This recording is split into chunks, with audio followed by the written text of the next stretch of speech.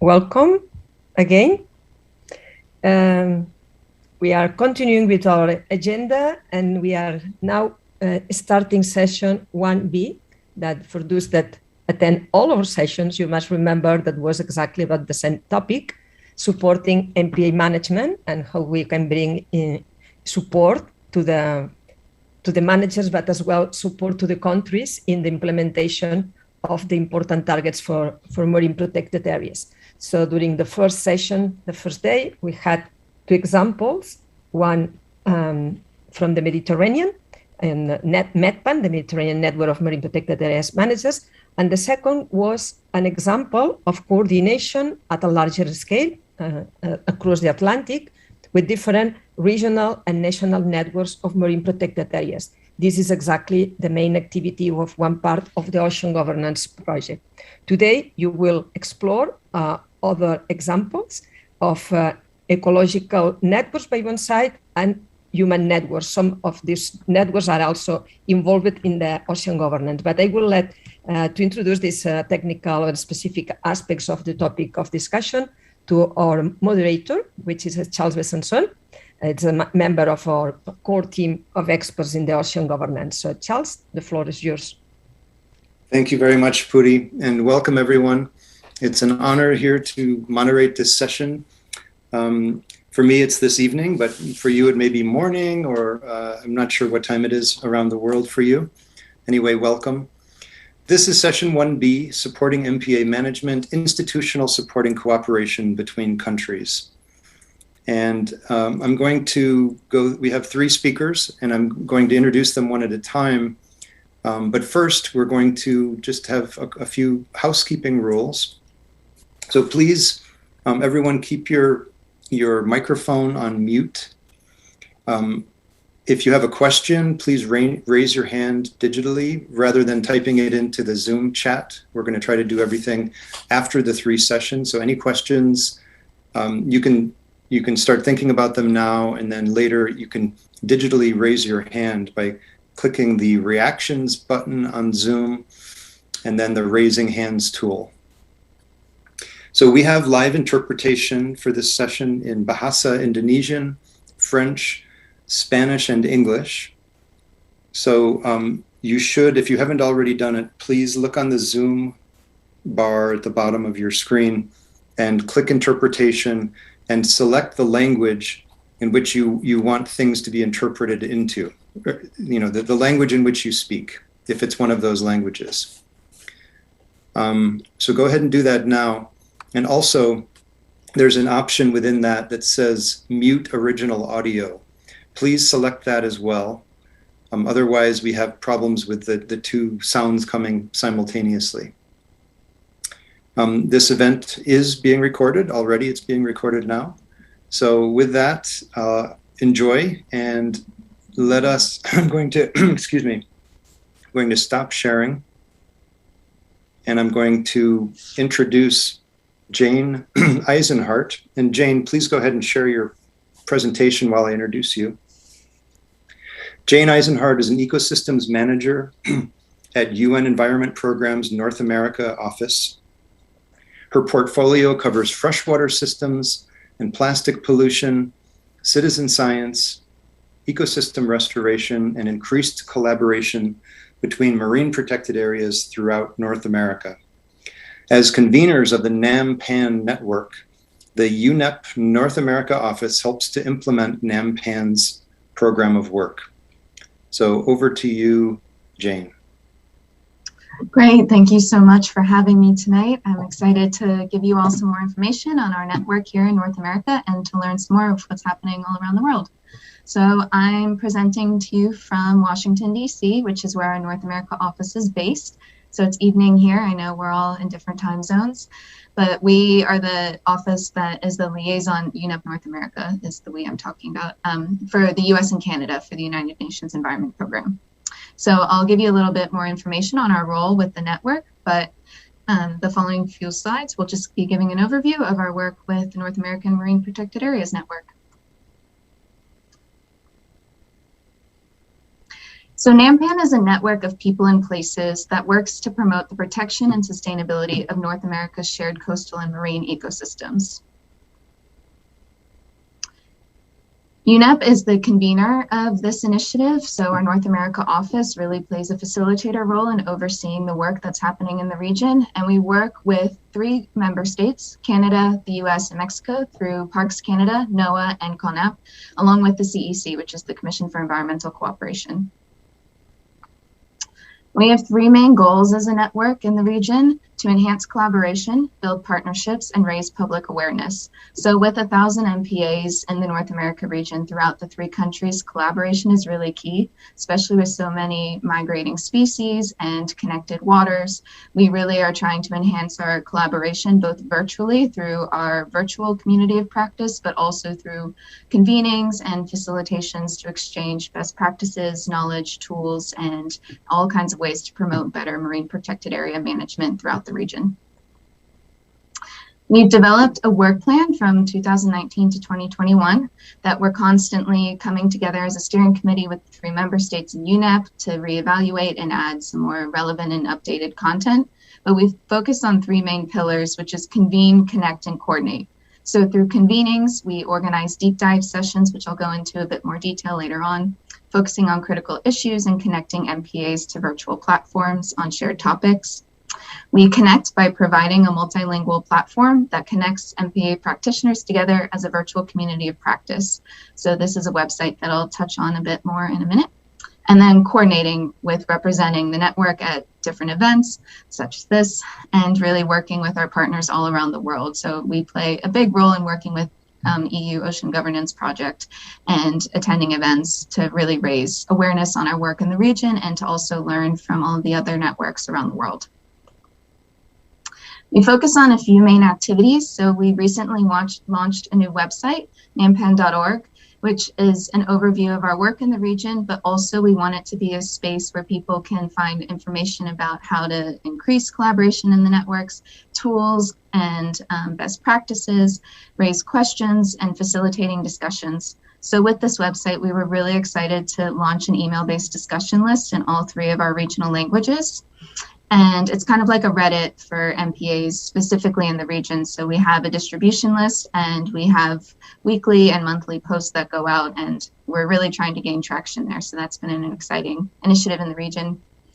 And then another exciting thing that we actually just wrapped up 2 weeks ago are deep dives on ecological connectivity. So this spring we had our first convening of a deep dive where we had practitioners throughout the region come together on thematic discussions. And this fall, so I think we wrapped it up last week or the week before, we had our deep dive on ecological connectivity part 2, where we dove deeper into the topic and focused on examples in the region and where we could actually learn from experiences that people are having in the 3 different countries. So we're hoping to continue building on this work. The deep dives have been really successful so far. And right now we're in the reporting phase where we're coming up with a wrap-up report that we'll post on our website for further discussion later on. And then finally, there's engagement in regional MPA networks through the Transatlantic MPA Collaboration Project. So those are our main activities as a network, and they're ongoing and changing. Our work plan's always evolving, so these are the hot topics now. I think it'll change more with Impact 5 next year. We're having a pretty large role there, and we're really focusing on ecological connectivity at those sessions. So we'll see what 2022 has in store for NAMPAN. So our deep dives have brought together experts and practitioners in the region to focus specifically on connectivity. And we're hoping to break these out into more thematic discussions focusing on 3 main topics as we move forward in the future. So we're planning to have more deep dives in the region. And we're thinking that we're going to start focusing on adaptation through connectivity, as well as stewardship, really focusing on the indigenous element that we have here in the region. Also the global implications of that, but especially with the countries that we're working with, we're really trying to bring in indigenous voices through the network. And then we'll likely also look at the species component of connectivity, so people and places and ecosystems in the region. So this is just a little snapshot of one of our deep dives, and you can see some of our speakers all coming together virtually. We've also had consultations as a network, so virtual discussions across the 3 countries, focusing on our priorities, challenges, and how NAMPAN can continue collaborating. So this was a hub in 2020. So right before COVID started, we had over 200 MPA practitioners come together and identify the main challenges in our region. So climate change is a big one. We're seeing all of the climate talks this week and next week with COP and how that relates to MPA networks. Connectivity was identified as a large element, which is why we're incorporating that into our deep dives. And then just really increasing public awareness of MPAs and the work that's being done in the region. So these consultations have informed our work plan, and we're hoping to have some more in the future, especially once we can start convening again in person. Some other opportunities that NAMPAN's looking forward to moving forward is the UN Decade on Ocean Science for Sustainable Development, Impact 5. So next year we have some plans to engage in Impact 5 along with some of the other MPA networks around the world. And then the UN Decade on Ecosystem Restoration, which launched this year on June 5th for World Environment Day. And that's the global rallying cry to prevent, halt, and restore ecosystems worldwide. Future directions, we're proposing work areas through the CEC, so Commission for Environmental Cooperation. And we're focusing on climate adaptation and blue carbon, as well as MPA networks and connectivity and indigenous and community engagement. So similar to the areas identified through our consultations. And ongoing networking will happen through these initiatives with NAMPAN, especially with collaboration to support 30 by 30 initiatives. And that is all from me. Thank you so much for having me here and looking forward to continuing our discussion tonight. Thanks.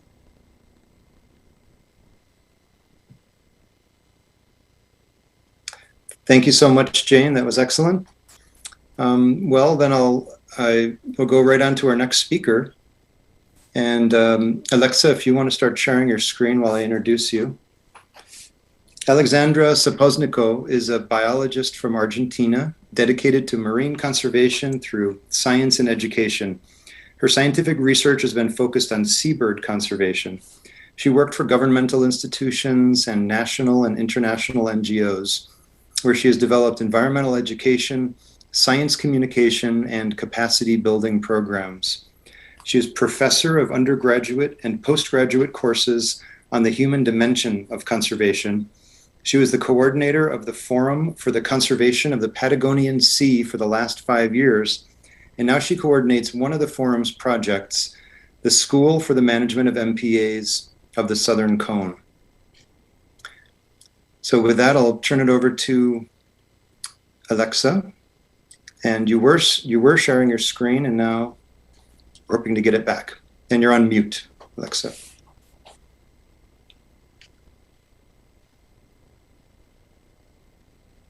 You're on mute, Alexa. A ver ahora. Now, yes. ¿Me están escuchando? Yes, we can hear you. Bueno, muchas gracias. Good. Thank you very much por estar aquí hoy. for being here today. Quizá para algunos sea muy tarde. Maybe for you it's very late or very early. It's funny. I come to tell you a few lessons that I learned on the work network for the MPA networks. This, what I'm telling you,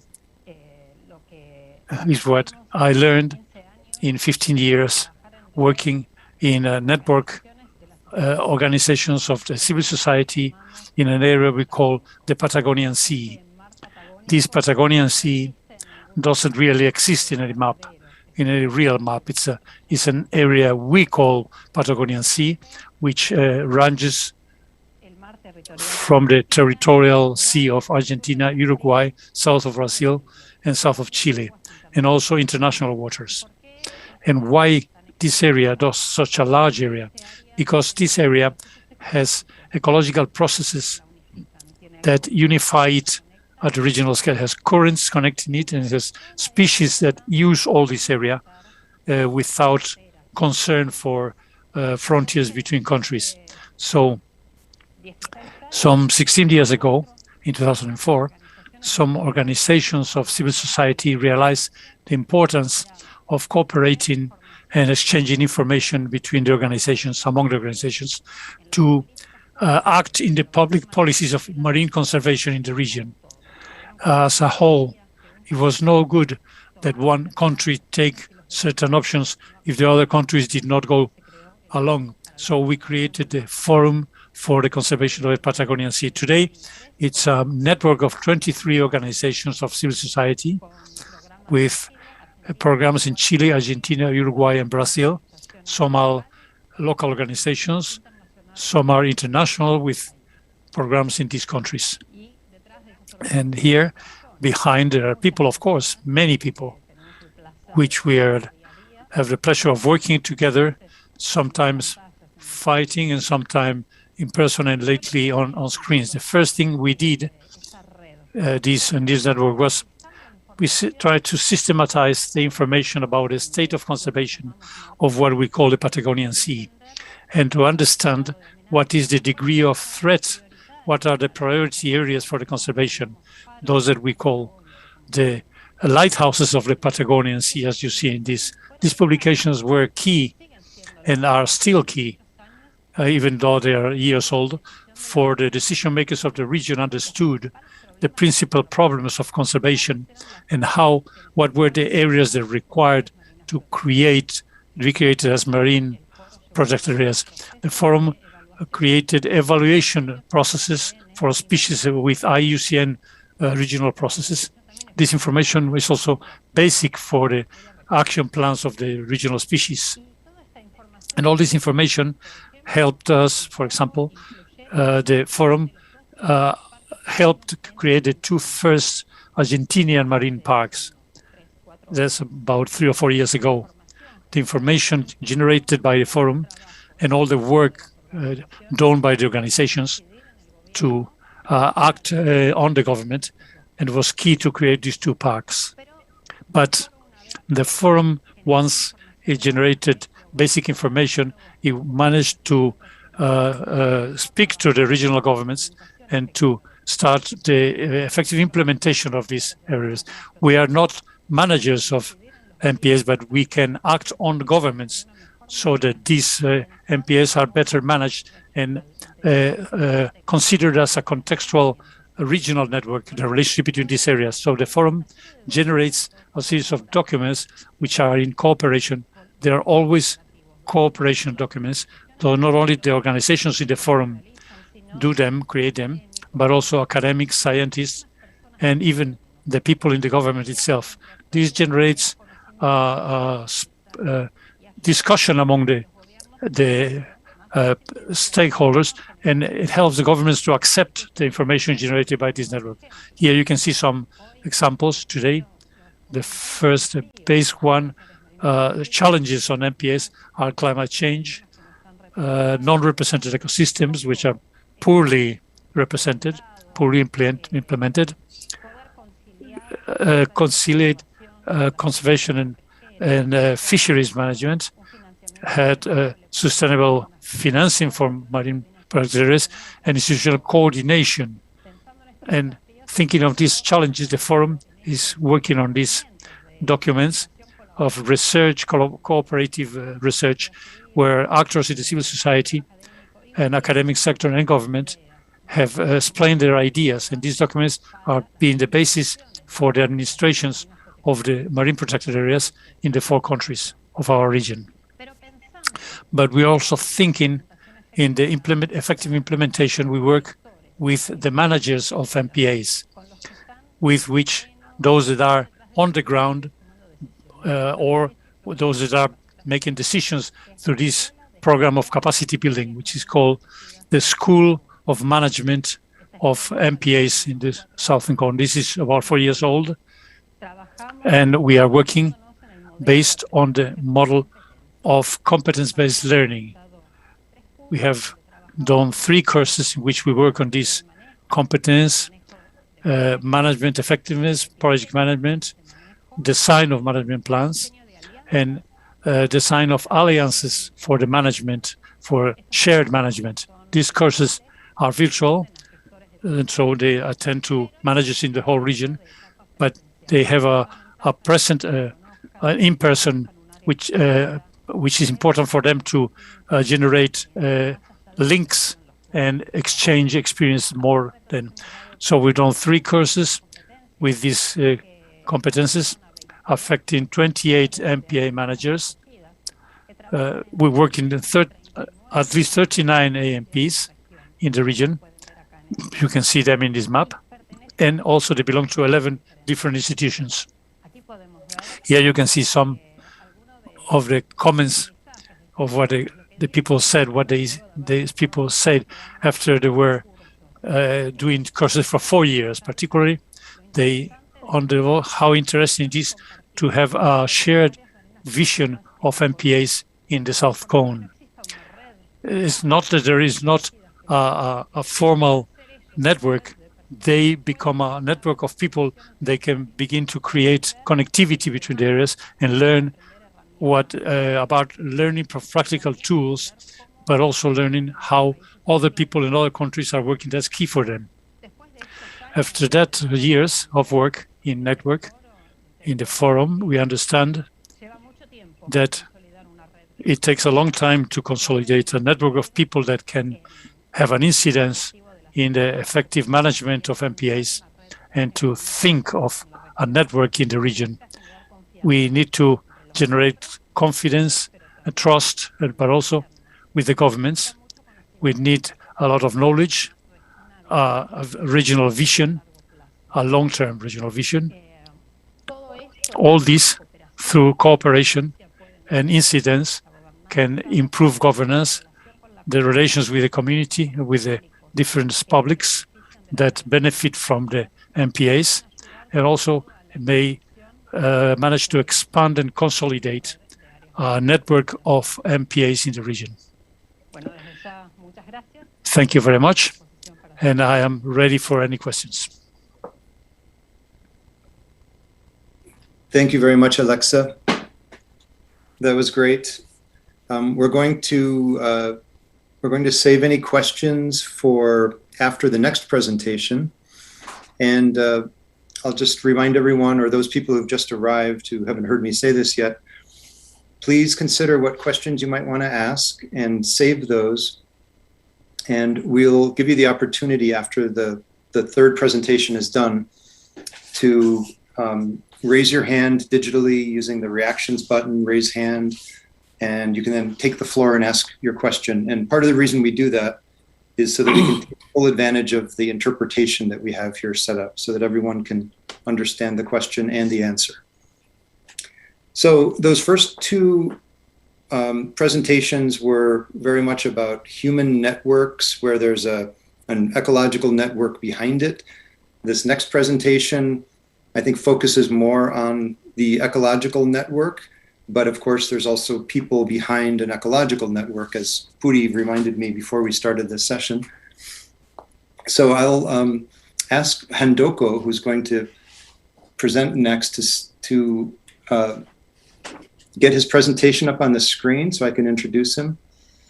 Handoko Adisusanto is the Regional Project Manager of the JEF UNDP PEMC at C2 project. That's a long name for a project. A JEF-funded project of Indonesia, Papua New Guinea, Timor-Leste, and Australia to enhance regional collaboration and coordination in the Arafura and Timor Seas, the ATS region. Handoko has more than 20 years experience working with USAID projects and environmental NGOs such as the Nature Conservancy, Wildlife Conservation Society, and RARE.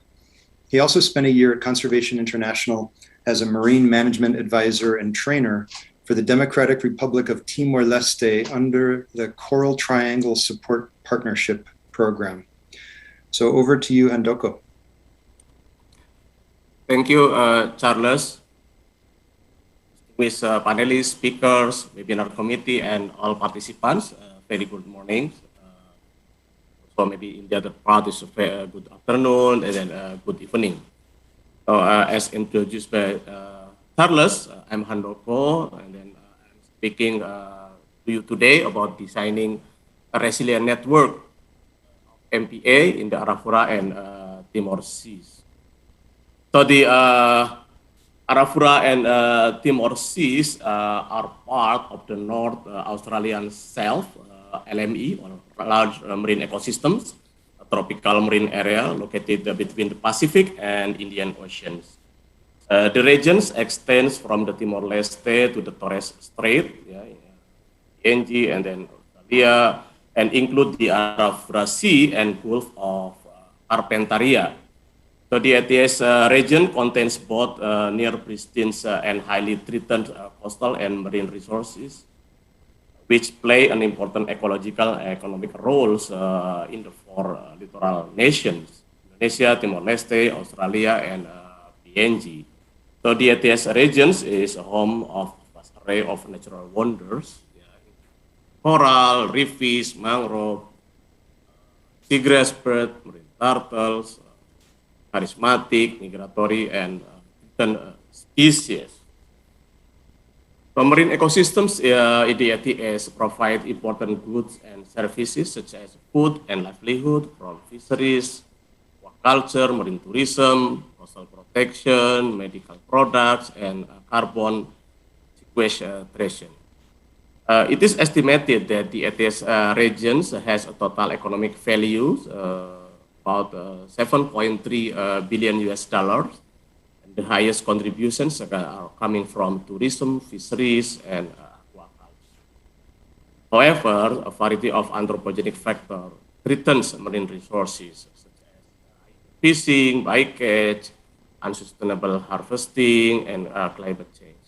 Marine debris and pollutions originating from maritime activities, such as oil and gas exploration and extraction. Fishing and shipping pose additional hazard to marine life.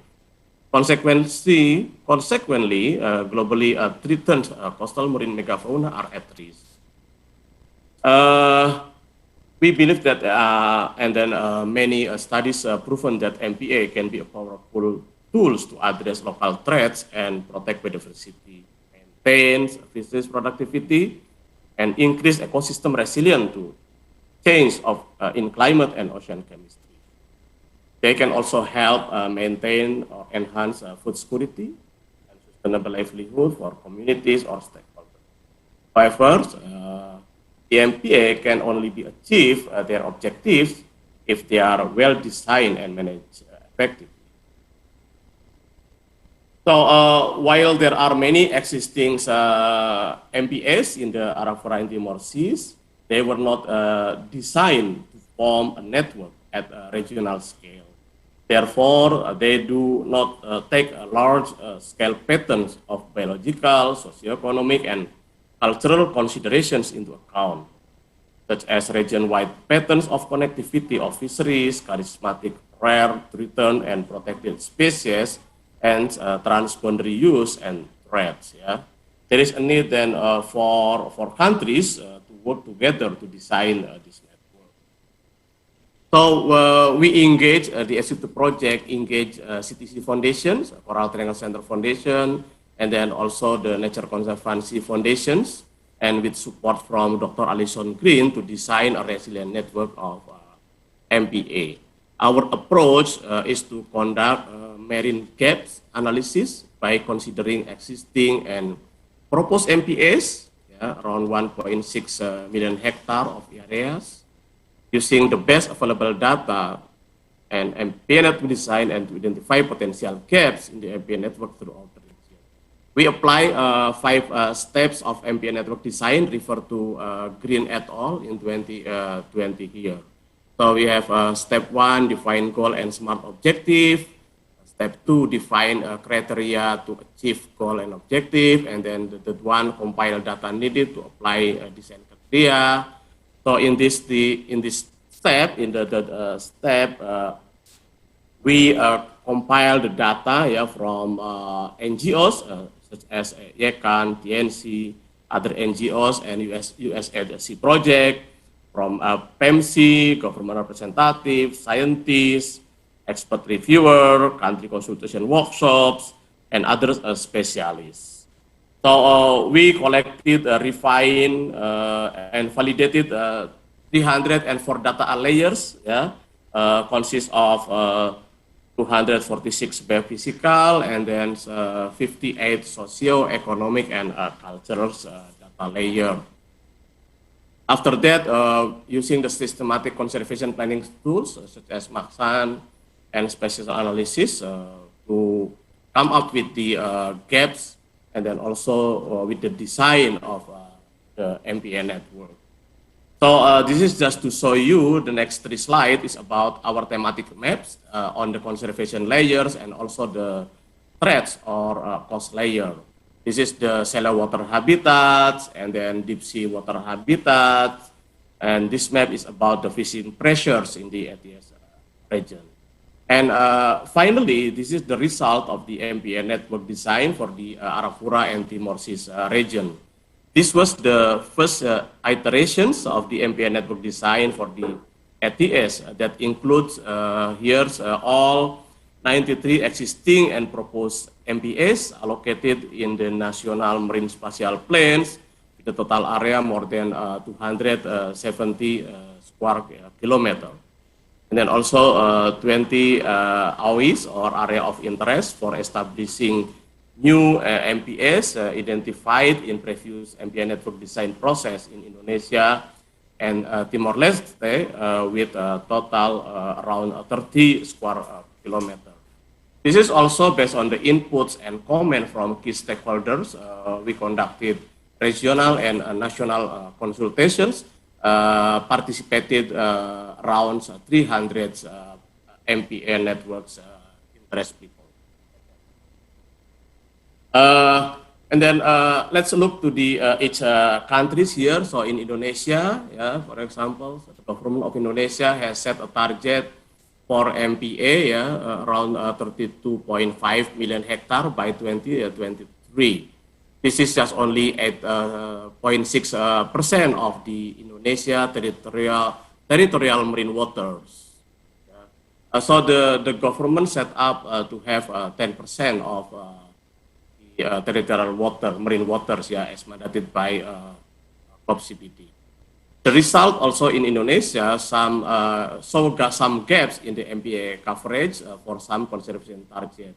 This analysis indicate that the inclusion of 3 more areas will address gaps. The result will be shared. Currently, we conducted another consultations to finalize this network. And then for Timor-Leste has completed the national ecological gap analysis, which included an assessment of marine ecological gaps. Yeah, and then we identified 10 existing MPA with total more than 1,000 square kilometer, and then there are 10 area of interest with a total around 9,000 square kilometer. And then for Australia, Australia's government already has an MPA network at both national and state level. There are also indigenous protected areas. The results show some gap in MPA coverage of some percent. From these assessments, we identify 60 existing MPAs, yeah, and then 2 more area of interest from newly designed with the total about 1,500 square kilometer. And then for PNG, lastly, PNG has already 2 existing MPAs, and in these assessments does not recommend any additional new MPA. So to conclude my talk, this is just 4 points here. The first, that our MPA network is the first iterations of MPA network design for the entire ATS regions. Then this is building on the existing MPA, marine spatial planning from each country. We use the best available data and then best practices due to the pandemic. Yeah, we cannot do a field visit or primary data collections. And then also, this is the first iteration with some limitations. The analysis achieved target while minimizing the impact of resource utilization. Some points going forward, how to make it even better. I think some OIs, area of interest, need to be validated. I hope next year we can do ground truthing to ensure they will provide an expected benefit for the MPA network. And the proposal for new MPAs will need to be discussed appropriately with a local stakeholder. Since completing our designs, feedback from countries indicate that 7 area of interest identified in the studies. And then another point is we would like to conduct more detailed and comprehensive stakeholder consultations in each of the 4 countries. Sorry. And then do zonings all MPAs in the region using scientific design criteria and compiling the zoning plans in the regional database. This data can then be used to refine the design of MPA network for ATS regions by applying design criteria to specific zones based on the best available data. And another points, we will be addressing research priorities to refine the design, particularly regarding modeling and mapping connectivity such as larva dispersal, fishing pressure, and impact of climate change on key habitat and species throughout the region. And finally, I would like to share 2 points lesson learned from our process in the design of resilient of MPA network in the ATS regions. So this is just completed design for our regions. Yeah.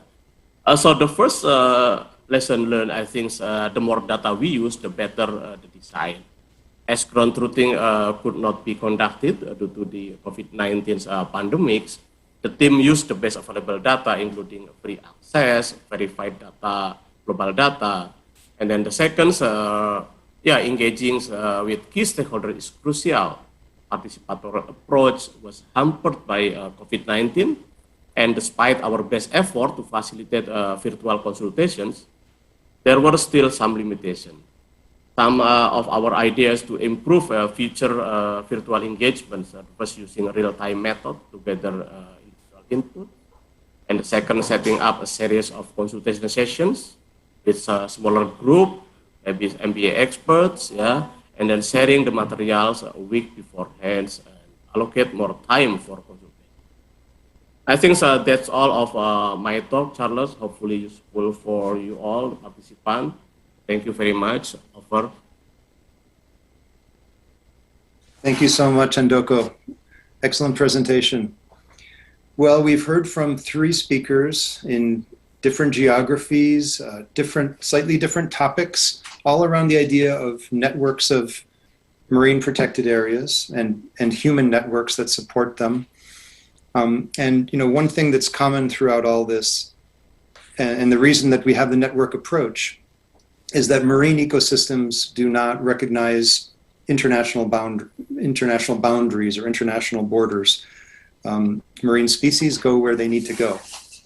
And we know that effective MPA management and reaching international MPA targets, like the 30 by 30 initiative that we expect to come from the Convention on Biodiversity in the coming year, that everyone's starting to get ready for, but also regional and national targets that countries have. It requires cooperation through networks, and it requires network design, or ecological network design for MPAs.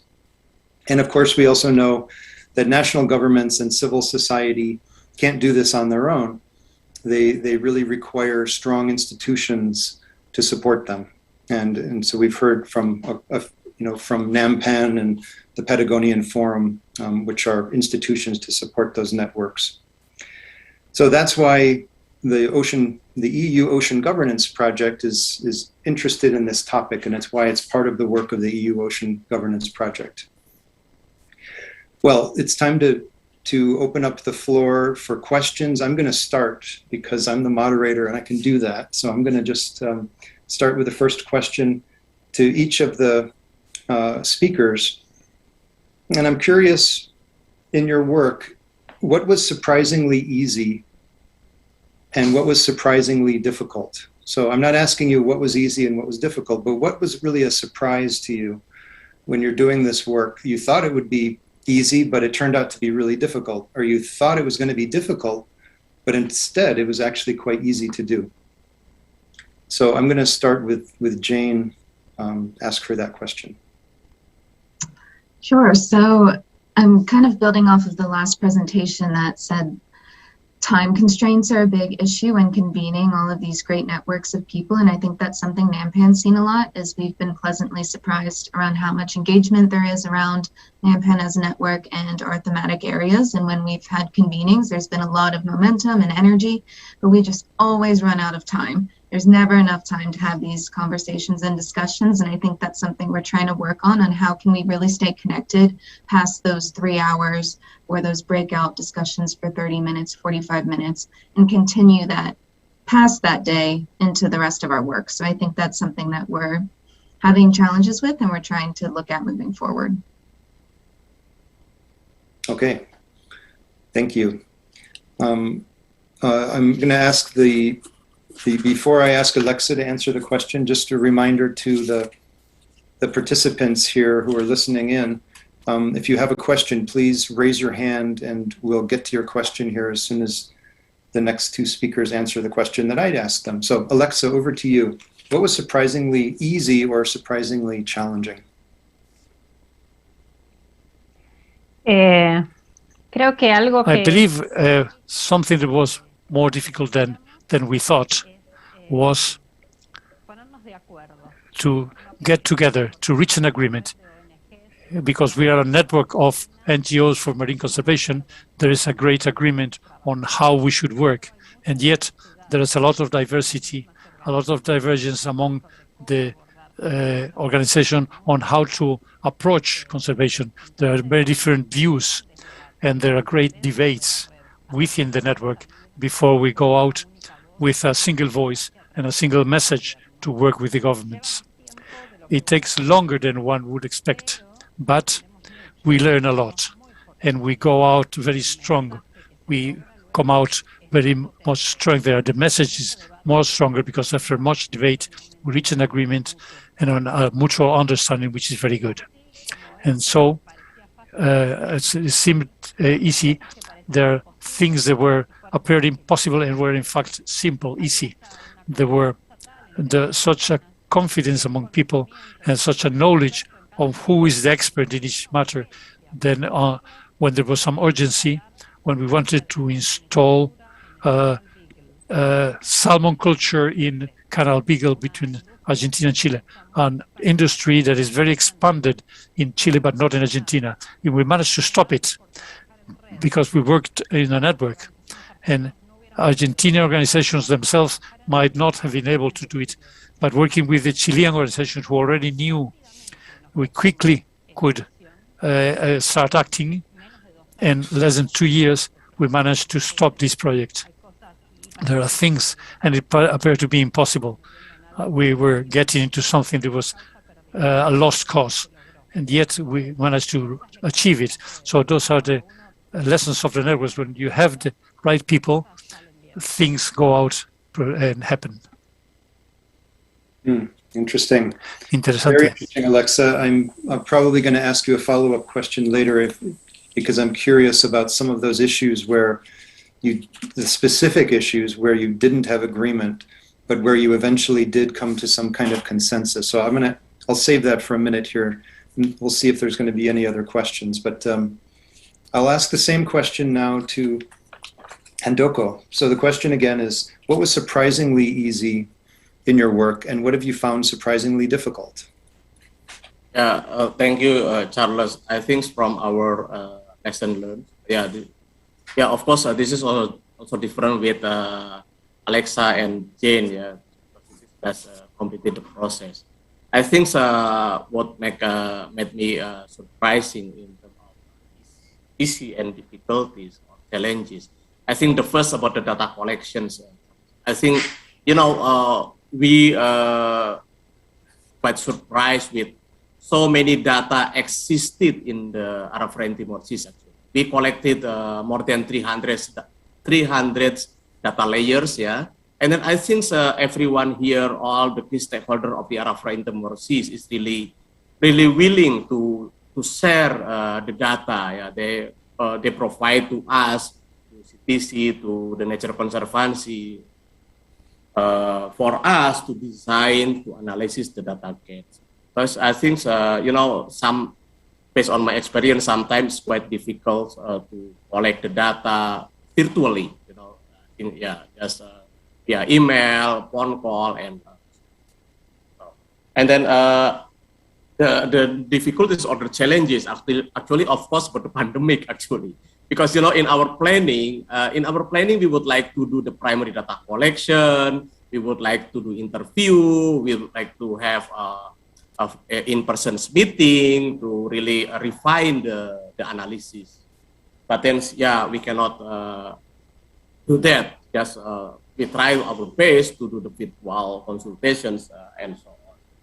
But then another also surprising challenges actually on the response. Sometimes also, apart from the data collection, but then sometimes we had a delay in the response from other colleagues. I don't know, due to the busy agenda, or maybe due to the technology. Sometimes quite difficult to connect with other countries such as Timor-Leste and PNG due to the technology, and then the connection, internet connections, and so on. I think that's all, Carlos. Okay, thanks, Handoko. Yes, getting data layers and information together can always be challenging. Sometimes it's locked away in institutions, and there's sometimes not enough incentives for people to share the information, especially some scientific research institutions where keeping it is helpful for them, and letting it get out into the world can be difficult, especially when people change the data. So lots of challenges I've seen all around the world on that same issue. Jane, I want to ask you a question. Also, please, speakers, if you have questions for each other, this will be an opportunity for you to ask each other questions as well. But Jane, I was curious because when I saw the kind of activities that NAMPAN is doing, I was surprised not to see capacity building as one of the main activities, because we do find this more common in other networks, like MedPan in particular has quite a strong one. And so I'm wondering if there's any thought to rolling out more capacity building programs in the future? I think there's definitely thought to it, but right now NAMPAN's in a kind of revival period. So the network originated in 1999, so it's been around for a long time, but it wasn't functioning in the way that it is now. And so we're really trying to build momentum as a network and do a lot of outreach, but also kind of get ourselves together internally and really build our strong connectivity with our 3 member states and the CEC. So that's why we've recently relaunched our website. So we had all of these materials before, but we're really undergoing this new period of networking in the region. So I think capacity building is something that will come later on as we continue to grow stronger. We are pretty strong right now, but we're really focusing on the collaboration component in the region. Right. And as you mentioned, impact may change the way you operate in the future for the outcomes of impact, right? Yeah. Definitely. Good. Yeah. Okay. Thanks, Jane. And now I see that some hands have been raised. So Nora, please go ahead and take the floor. Thank you very much, Charles, and thank you very much to all the organizers and participants for your commitment. Greatly appreciate that. My question is regarding the 3030 ambition. As we all are aware, most of the biodiversity-rich South also have other concerns, economic development and social concerns. And as Dr. Handoko had already also said, so far for Indonesia, the MPA goals for 10% for the current IEG target 11 have not really been achieved, perhaps due to technology, etc. So, and that's despite the more than a decade efforts globally. I'm not just talking about Indonesia, of course. So given this challenges and situation, how to use this cooperation and networking, etc., to realistically increase a further 10% within 9 years. I think 2030 is within 9 years now. So maybe some of the presenters or also any participants can perhaps give some ideas. Thank you very much. Okay, thanks, Nora. Is there one of the speakers want to take that question? Alexa, do you want to go ahead? Sí. Bueno, Yes, well, in the southern cone, we are far from 30%. Chile is better. It has over 40% because it has large oceanic areas, but has very low representation in other coastal areas and different ecosystems which are very important. So we are not worried only about percentage, but the representativity of the ecosystems. And we are working on that, on trying to understand which areas are less represented and promoting that areas more than reaching the percentage. Argentina has about 9%, and Uruguay and Brazil, nothing, less than 1% in Uruguay, and southern Brazil the same. But the interesting thing in working in networking and to show ourselves as a regional collective is that the governments of the neighboring countries start to get inspired and copy each other. And then in Argentina, what happened in Chile has been important in helping the president and the governors of Argentina have backed the creation of MPAs, and the role of this network, which was the forum, was important. It was key, and the sharing organization, the experience among the 4 countries was key to back these movements in each of the countries. But we are far, we are still far. There's a lot of effort, there's opportunity, there's above all a great analysis of the representativity of what are the ecosystems that should be represented, more beyond reaching 30% or reach a certain figure, and particularly that they will be well implemented. MPAs have management plans, finance, and staff. Today, we are devoted mostly to make sure that what is existing is well managed. Can I add, Charles? Yeah, yes, go ahead, Handoko. Yeah, thank you, Alexa. Thanks for the questions, Ibu. Yeah, I will not talk about the government policy. I mean that I don't know whether Indonesia will support this 30 by 30 initiative. But then, you know, in Indonesia, we established for 28 million hectares of MPA. I think still a lot of homework in our hands in terms of management, operational, surveillance, and so on. So that's why I still mention that MPA is a powerful tools, yeah, but nothing, just a paper park if not management in place. So I think for Indonesia, I think still many homeworks. Yeah, of course, Indonesia's, I heard that Indonesian government committed to achieve the 10% of the territorial waters.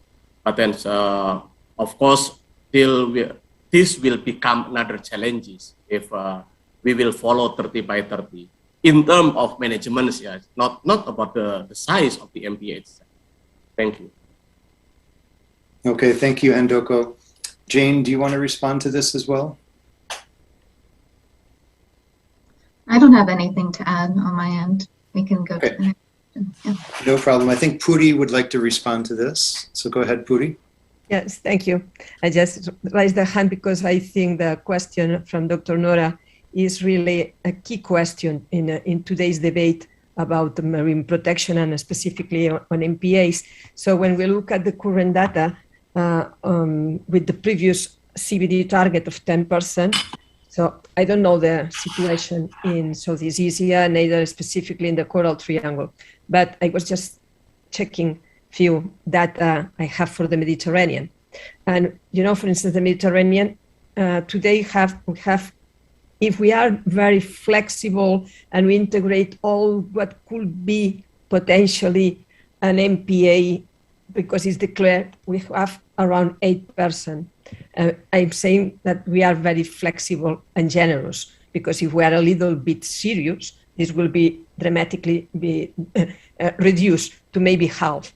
But let's say this 8%. But when we look at the management and the effectiveness of those MPAs, the results are really, really bad.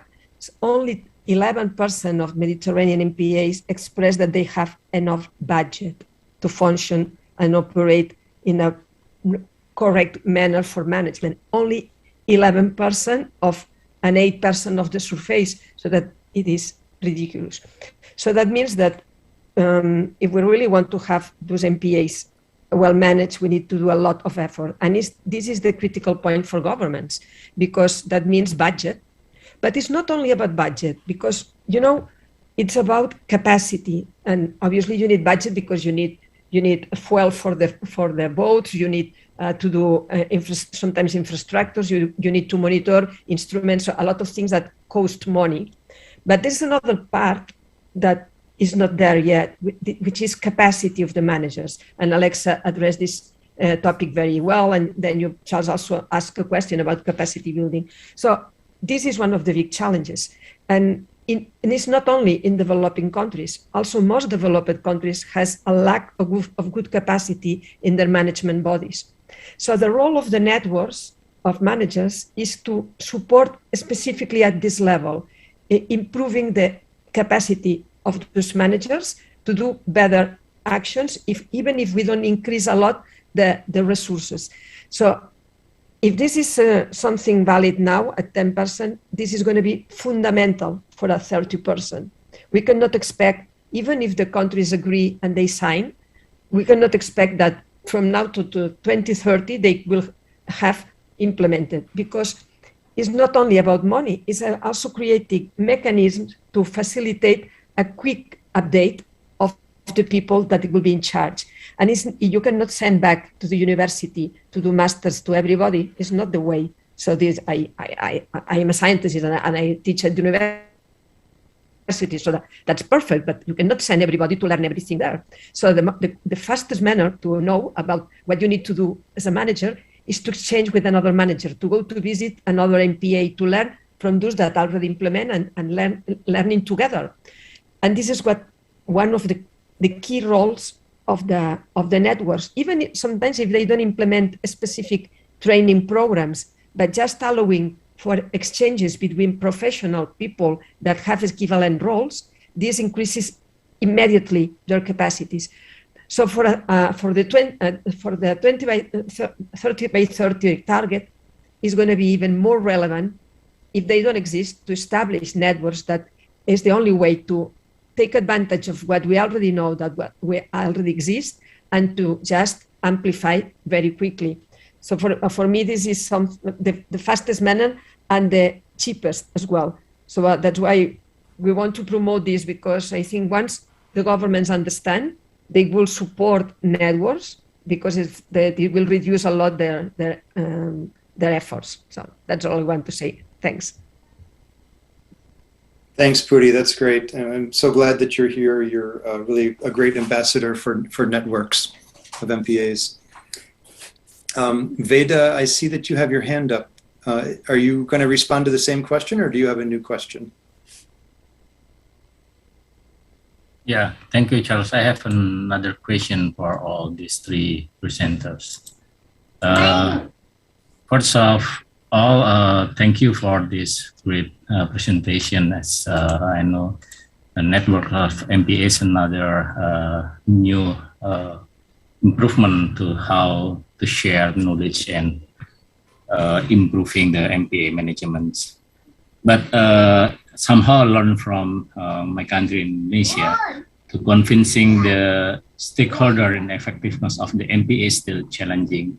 So do you have a single MPA as reference in developing this MPA network, or to expand the additional MPA or creating the network MPA to become as a learning site for all the stakeholders who involved on the process or on the consultation of the area?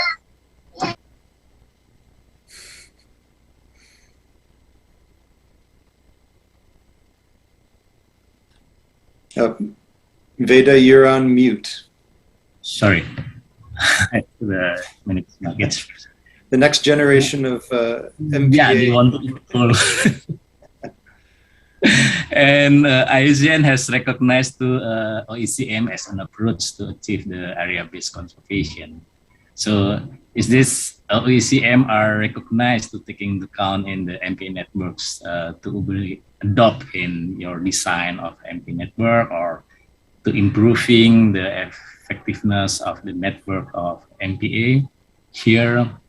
That's a two area that I would like to explore from all these three presenters. Thank you. Okay, so let me see if I understand. Was it two questions? The first question, do you have sort of focus MPAs as learning sites in a network? Okay, so so we'll ask this to all three presenters.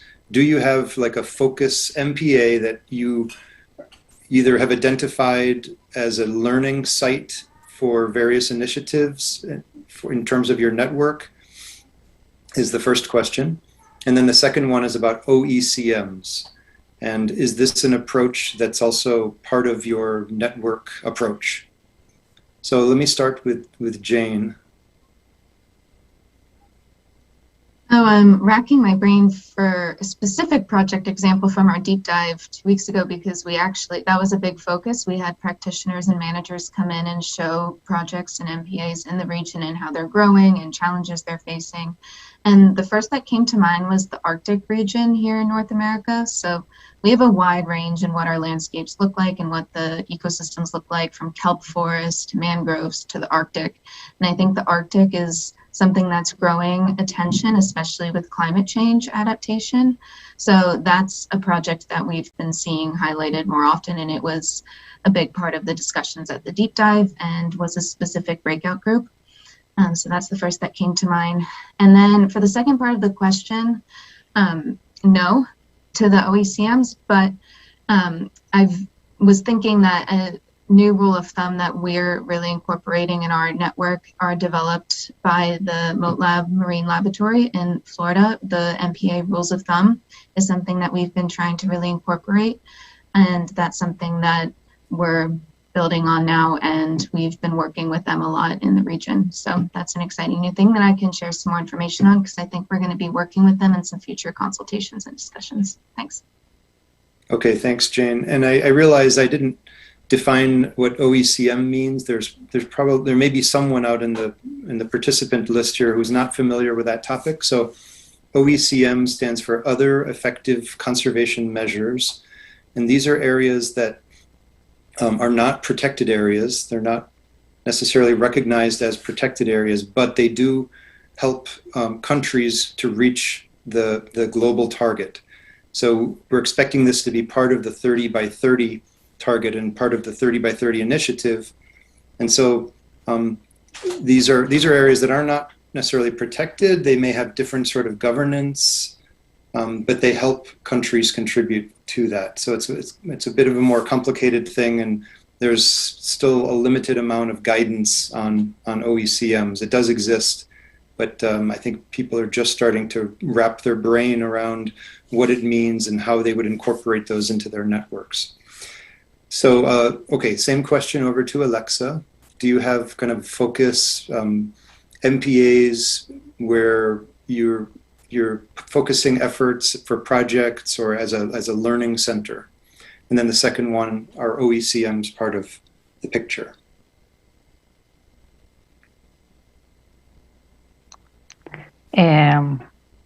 Contesto yo. Shall I reply? We don't have one MPA that we consider as a model. Quite the contrary. We use case studies in our program, the same case studies of the participants. We work on their areas and we share experiences in each area. Always there are good things to learn and bad things to learn too in all the areas in the region. We try, when we do the presential stages in the course, to choose areas that have interesting features for the course that we are teaching, that we are working, so that they have multiple actors, human activities, for example, they have certain conflicts, so that it becomes more interesting for the course, that can visit a certain area with a lot of history maybe in the management, many actors with which to interact in that trip. But as a model, as a study model, no, we don't have a certain model area. We always try that the participants are, they themselves bring their areas to the course, and on these areas we may work the concepts in each course. And yes, and also these other figures, for example, in Chile, there are many marine conservation, not all of which are strictly marine protected areas. So in Argentina, we are starting to work on that. Areas of limited fishing, for example, or other conservation measures in the sea, yes. So there are matters of which we talk about, yes. Okay, thanks, Alexa. Handoko, same question Yes. to you. Okay, yeah. Interesting questions, Mas Veda. So for Arafura and TimorLeste, I think, as I mentioned, this is the initial steps just completed. Yeah, I think, but yes, interesting if we can identify for the learning side. I don't know about the Australian MPAs, but then I think not for Indonesia, Timor-Leste, and PNG. I didn't see any. I mean that the advanced MPA management side in Indonesia around the Arafura and Timor-Leste. Yeah. And the second one, OECM, yes, I think in the process, actually, we would like to include or incorporate the OECM in our design.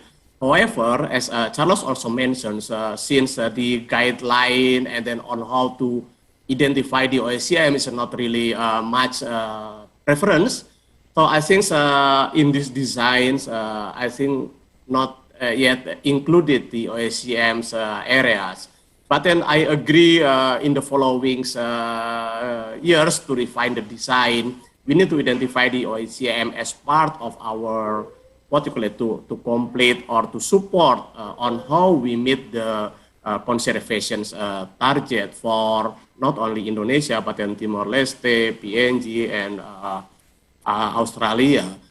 We recognize also many community-based conservation, many traditional customary laws, yeah, customary laws communities, and so on. So I think this is our, also for myself, for the Arafura and Timor-Leste, this kind of the things need to be follow up. Thank you. Okay, thanks, Handoko. And just seeing in the chat, Nora and Puri talking about LMMAs, locally managed marine areas, as clearly fitting well within the concept of OECMs. So I guess the challenge is how to incorporate those into bigger networks. And so, Veda, I really appreciate that question. Puri, do you want to take the floor on that same question?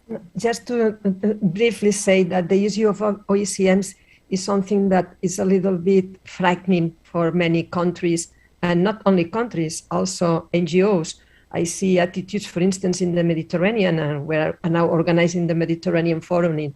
In 4 weeks, we will be there discussing as every 4 years. And it is very difficult to make people think about the value of integrating OECMs in the debate, because they have the classical vision of an MPA, and that's all. But if we really want to protect the ocean, we need to play with different tools. It's not to homologate an OECM to an MPA. It's just to take advantage of other ways to protect the ocean with other actors. And if we should, I think that our community should also open a little bit the mind and see that we can observe the ocean from many different perspectives, if at the end the result is positive. So, but maybe the name OECM doesn't help a lot. I think this is one of the big problems we have in the conservation world, that we always find words that are not easy for the local populations to understand. And maybe we need to rebrain ourselves. That's my only contribution on this topic. But I think this really is where there's the key issue of the big change, the quantic change in protection of the ocean will not come from only the classical MPAs. Will require to integrate all those other models, and we need to be the first people to be open ourselves. Thanks. Great.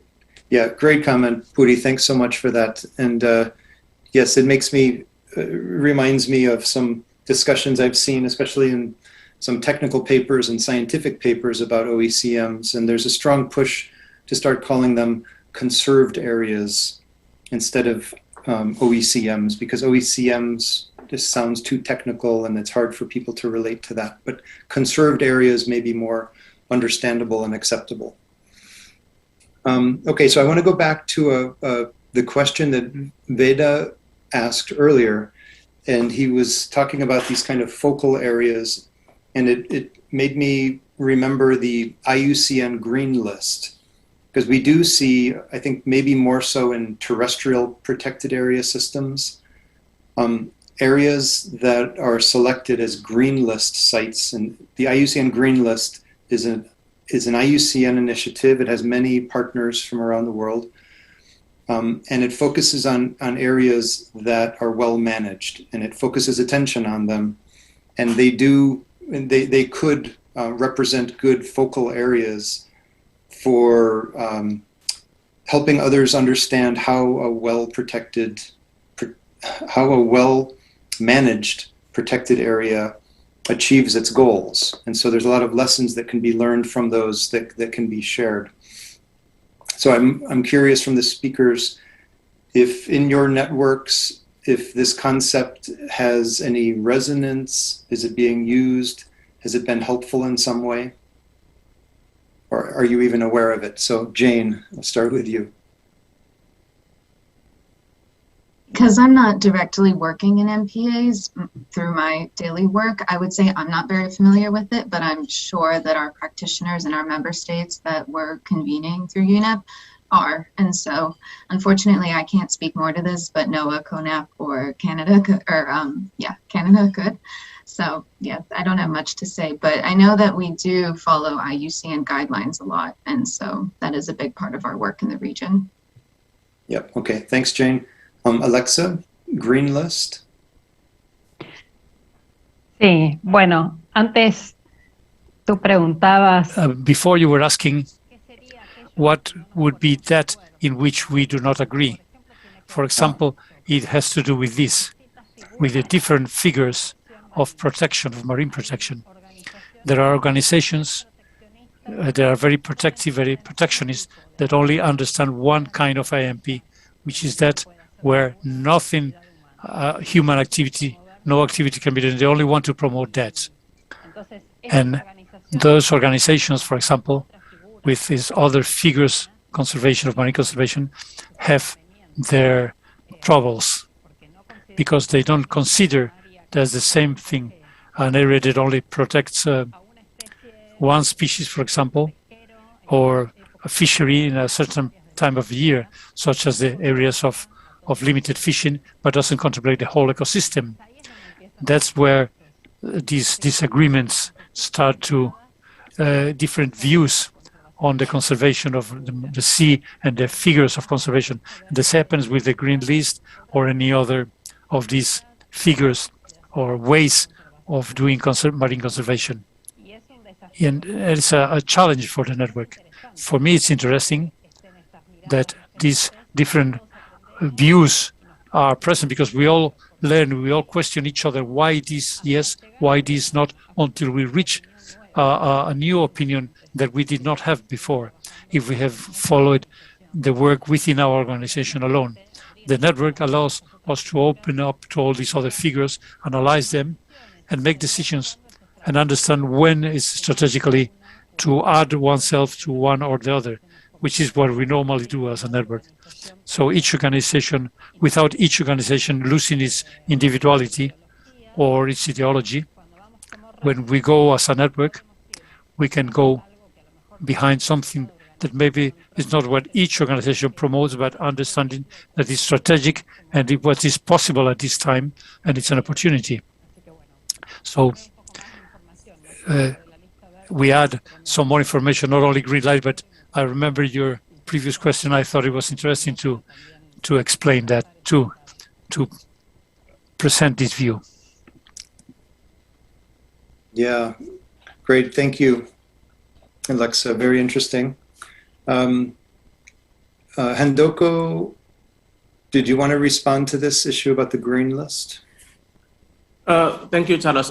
Actually, I'm not really familiar with the green list. However, I think of course we consider about all. I believe that in the process we consider that, and then also including the climate change, connectivity, representativeness, replication.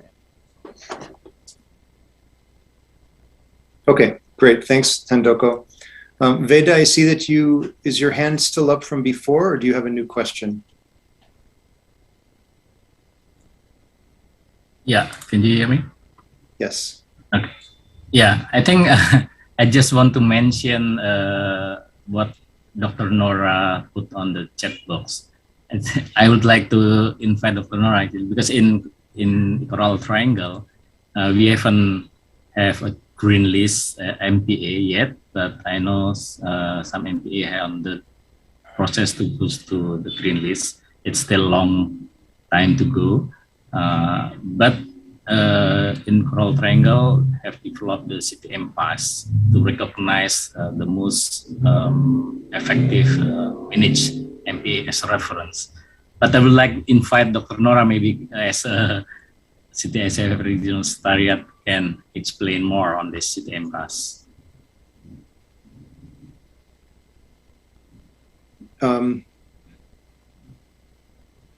Yes, Nora, do you want to take the floor and talk about that?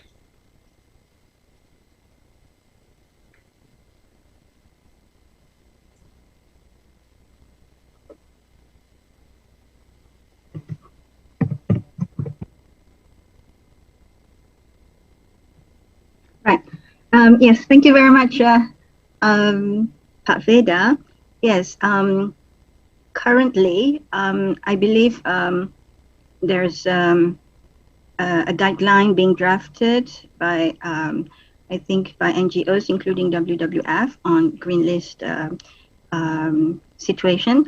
But back to your question regarding the city MPAs.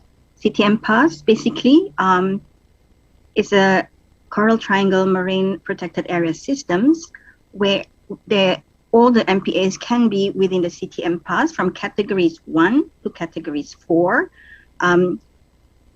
Categories 1 and 2 are nominated by the countries without any reviews. Categories 3 and 4 are reviewed and verified by external reviewers. In the past 2 nominations in 2013, 14 or 15, there have been already nominations in the city region and already approved at some senior official meetings. We have a list of them. There's supposed to be a 3rd round this year, but due to COVID, we are going to defer that to next year. We look forward to have external reviewers also from IUCN. the external reviewers it's not just from Coral Triangle region, also from MPA experts all over the world. So RS will be sending out invitations again to for the external reviewers. We have the criteria for evaluation, etc., in the City MPAs manual, etc. If any of you are interested, we can provide with that. Basically, City MPAs categories 3 and 4 would have to have effective management plan according to the criteria. So perhaps with this City MPAs categories 3 and 4, I think many of the member countries are interested to also have it complemented with a green list. So I hope that answers your question, Pak Veda. Thank you very much, and we look forward to cooperation with the green list people also for the Coral Triangle region. Thank you. Thank you so much, Nora. Handoko, I see that you have your hand up. Is that still from before? No, actually, I have a question. But maybe I don't know if it's okay. But then I think yeah, this is the optional. Is it okay? Yeah, sure. Go ahead. Okay. So thank you, Charles. Yeah. I just would like to learn from Alexa and James. Yeah, as in your MPA networks has been managed and operational. So I'm that. In our case, in the Arab Timor-Leste, we just completed the design. But then, what is the the agreement or on how to declare?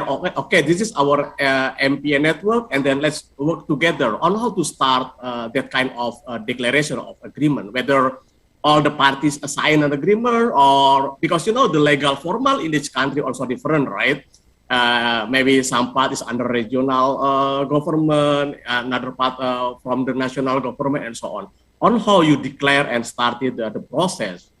And then the second, actually, you are talking about the research collaborations, capacity building, but then actually many questions from our side, at least some questions to me that what is actually the real activities that this is our regional works, not only regional exchange or capacity building, sometimes make them boring, right? But then what is the economic activities could be generated? And then what the difference between single MPA management and with the MPA network management? What the difference? Whether if each country or if each MPA is working at the single management, and then what the benefit by having the network? Of course, in terms of economic or governance, not only about the ecological connectivity. Thank you, Charles. Okay, lots of questions embedded in that from Handoko. So Alexa, I'll let you start. Sí, a ver si recuerdo todas. Let's see if I remember all the questions. We don't have a network, a formal network of MPAs. We are far from that yet. In none of the 4 countries where we work, Chile, Argentina, Uruguay, and Brazil, and much less among the 4 countries. Of course, we need government agreements for that, and that is quite difficult. We are very far from that. But what we are promoting is the exchange between the managers that manage these MPAs, so that they do have the vision that they see is connected, and whatever they do in their area may affect the other areas, and to be an exchange among the areas. That's what we call citizen diplomacy. That's the kind of work that we do to put together the governments and the managers, but in an informal way, so they can talk in informal spaces, that they are not linking, because that takes a lot of work. And it may also alert some sectors of the government that are not so happy about sharing with other countries. Chile, Argentina, for example, have border problems, and to promote this kind of conversation and formal agreements between Argentina and Chile is very difficult. For example, there are two areas that are on the south of Argentina and Chile, very close to each other. One is in Chile and the other one is in Argentina. There are two large marine parks that we would love to have a binational area. Only to say the word binational worries all governments, but to think that at least the management is coordinated, that there be management measures that are similar, that is a great step. And as a network of civil organization, we can do, trying to generate dialogue among the governments. Formal agreements is very difficult. We would love it to happen, but it doesn't. The situation yet is difficult because it's also quite new. The creation of MPAs is very new, and they are not strong enough to reach a regional network of MPAs among countries. And there were other questions, but I forgot about them. But maybe Jane can reply to the second part of the question. Okay, thanks, Alexa. I'll just say one thing, because we are just about out of time. So let's focus on the part of the question that Handoko asked about the kind of Alexa was talking about the kind of informal nature of the network that she's involved with. And I do know that NAMPAN has some more formal agreements behind it. So maybe you can talk about that. And then I'll give the floor to Puri, who I'm sure can tell us about the MedPan network and how that's been constituted. And then we'll try to wrap up. So over to you, Jane. Yeah, so it's an interesting question because though NAMPAN is more formalized, we've really been considering what our membership criteria really is for the network, because we know who we are, we know we exist, but we've never really had any kind of process of evaluating who would be a part of the network, who would not be in the network anymore. And we've been looking to MedPan a lot as we've actually been considering what our criteria would be and also what our code of conduct would be, because we've seen that there's a much more formalized process there for how to become a part of the network. And even the agencies involved and the practitioners involved go through different criteria evaluations, and that's something we don't have and we're considering doing. So I know we're running out of time now, but it is something that we've been looking forward to hearing more about from the MedPan group, just because it's something that we've been coming to terms with, especially as we open this discussion list and we've started to gain outside interest. We're kind of confronted with, oh, well, how do we address these inquiries, and do we just let anyone in, or do we have a selective process? So that's something that we're going through right now. Okay, thanks, Jane. Puri, in 2 minutes or less, maybe you can help us with the answer to that question. I think this is and you're on mute. A very Puri. A very good question. Can you hear me now? Yeah? Can you hear me? We can't hear you, but you're not on mute, so I don't know why we can't hear you. Clear No? here, clear it's here. okay? Okay. So Yeah. I think this is a very important question. We cannot go now in deep, but just in summary, each network is different in its governance. Some of the networks have a very classical governmental agreement as a framework, and they work well. Others have an alternative, more NGO approach with independent bodies that join them, and it works. So I think, again, we need to find what is the solution that fits best in our region, in the area we want to work. But just to put an example, for instance, in the Mediterranean, we have the Barcelona Convention, and the Barcelona Convention has a specific body for protected areas, the SPARAC. But any agreement in this context has to come with the approval of 21 Mediterranean countries. So this is a long process. It's very strong when it's established, but it's very long, and it gives very few flexibility. When it's about designation and delimitation, that's okay.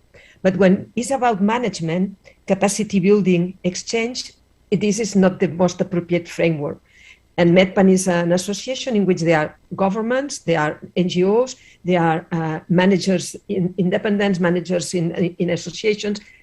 So, and MEDPAN complements very well the intergovernmental body. So when we do the status report of MPAs in the Mediterranean, all what is related to the delimitation, this has to be approved through RAXPA. Otherwise, we will have problems of borders, as Alexa said. But when it's about the qualitative aspects of the management, the difficulties, other kinds of statistics, this is more in the side of what MEDPAN can do, because we are much more flexible. So just to show that what we need to find are mechanisms that allow us to approach the problems from very different tools and be complementary.